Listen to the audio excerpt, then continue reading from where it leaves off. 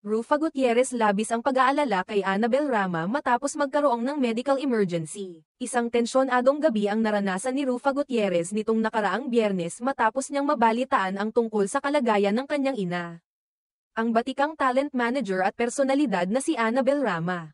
Mula sa ulat ni June Lalin ng Abante. Nabanggit na labis ang pag-aalala ni Rufa nang malaman niyang may iniindang matinding pananakit si Annabel sa magkabilang paa habang nasa isang biyahe sa Florence, Italy.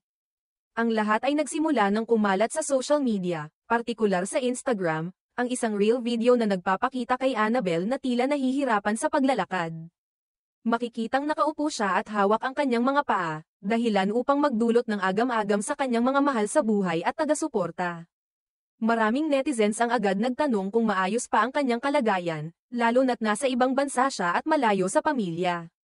Ayon pa sa ulat, matagal na palang may iniindang injury si Annabel sa kanyang kaliwang paa na nagsimula pa nang siya'y natapilok ilang taon na ang nakakaraan.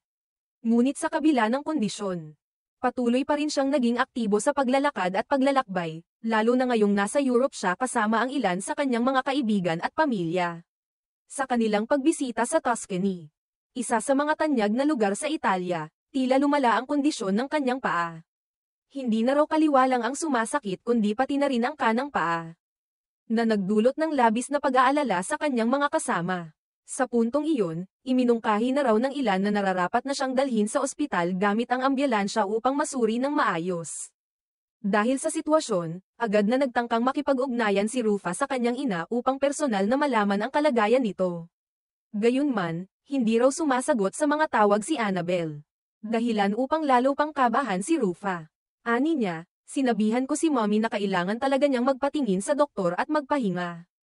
Sobrang worried kami para sa kanya. Hindi lamang si Rufa ang nabahala. Maging ang kanyang mga kaibigan sa industriya ng showbiz ay agad ding nagtatawag at nagtatanong sa kanya ng update tungkol sa kalagayan ni Tita Annabel. Marami ang nagnanais na malaman kung ano na ang tunay na estado ng kalusugan ng ina ni Rufa, lalo't kilala si Annabel sa kanyang pagiging masigla, aktibo, at prangka. Sa kabila ng mga nangyari, umaasa si Rufa na agad na makakabawi ang kanyang ina mula sa karamdaman. Hiling din niya na seryosohin ni Annabel ang payo ng mga doktor. Lalo na't hindi na ito bata at mas kailangan na ngayon ng sapat na pahinga. Health should always come first, dagdag pa niya. Samantala, maraming netizens ang nagpahayag ng kanilang dasal at suporta para kay Annabel. Sa comment section ng viral video, mababasa ang mga mensahe ng pag-aalala at pag-asa na sana'y mabilis ang paggaling ng tinaguriang Bisaya ng showbiz.